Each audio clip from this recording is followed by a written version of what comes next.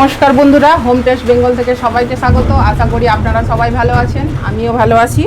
আজকে বানাতে চলেছি পুরে ভরা পটলের দোরমা। আমি পটলের ভেতর থেকে সব বিচেগুলোকে বের করে নিয়েছি, নিয়ে নুন হলুদ মেখে ফ্রেশ করে নিয়েছি একটা বড় সাইজের আলু সেদ্ধ। আর এখানে একটু আটা মেখে নিয়েছি যে ওর মুখগুলো বন্ধ করব।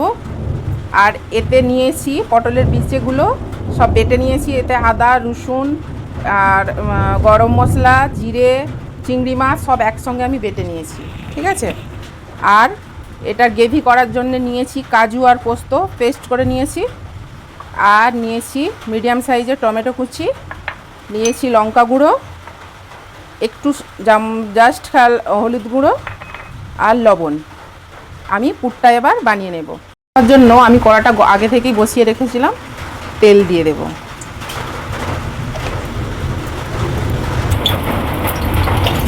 দেখুন তেলটা গরম হয়ে গেছে।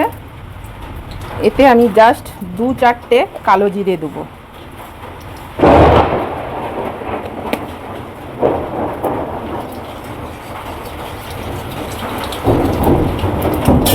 এবার আমি দিয়ে দেবো ওই পেস্টটা।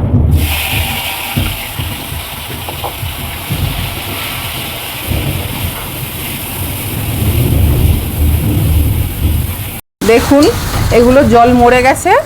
এবার আমি আলুটা দিয়ে দেব। আলুটা আমি গ্রেট করে রেখেছি।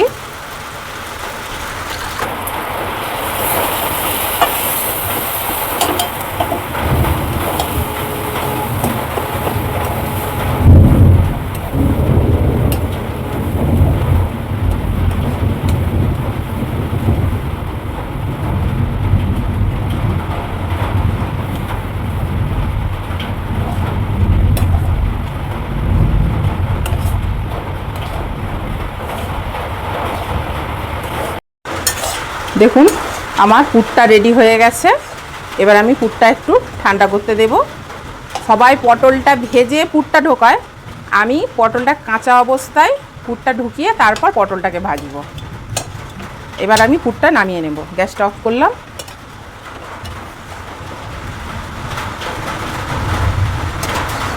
এবার আমি এর ভেতরে সব পুরগুলোকে ভেতরে করে দেবো।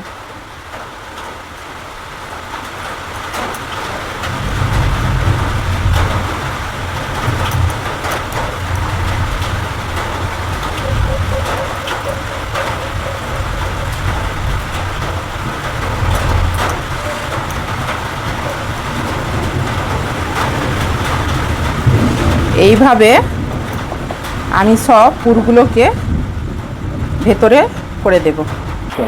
একটা পুর ভরা হলো। আবার আমি এইভাবেই সবগুলো পুর ভেতরেতে করে দেবো, করে দিয়ে ফেরত আসছি। দেখুন সবগুলো আমার পুর ভরা হয়ে গেছে। আমি এই আটা মাখাটা দিয়ে এই পুরের জায়গাটা এরকম সিল করে দেব, যাতে না পুরটা বাইরে বেরোয়। এই দেখুন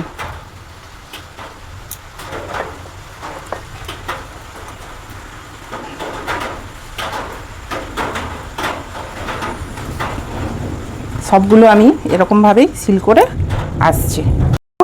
আমি সব মুখগুলো জাম করে দিয়েছি যাতে না পুরটা বাইরে আসে। এবার আমি কড়াতে তেল দিয়ে দেব, পটলগুলো ভেজে নেব।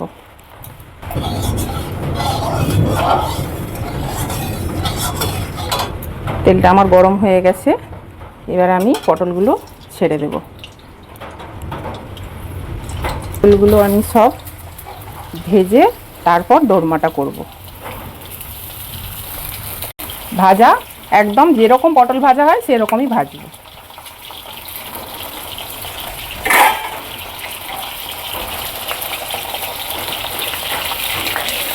অনেক দিদিভাই এটা পুরটা ভরে তারপর আগে ভেজে নেয় পটল, তারপর পুরটা ভরে।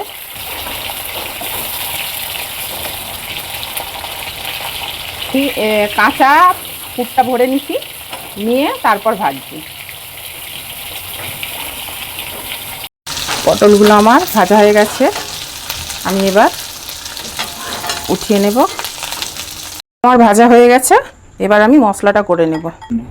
তার জন্য আমি টমেটোটা দিয়ে দিলাম এই তেলেতে, দিয়ে দিলাম নুন পরিমাণ মতো, দিয়ে দেব অল্প পরিমাণে হলুদ গুঁড়ো,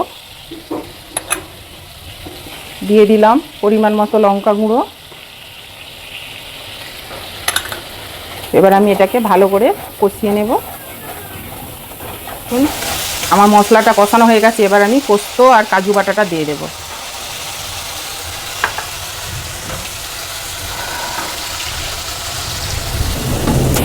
এটাকেও আমি ভালো করে কষিয়ে নেব। দেখুন আমার পোস্ত কাজু ওটাও আমার কষানো হয়ে গেছে দেখুন। এবার আমি ওতে ওই পোস্তর বাটিরই একটু জল দিয়ে দেব। দেখুন পটলগুলো আমি দিয়ে দিছি গ্রেভিটা ফুটে উঠতে।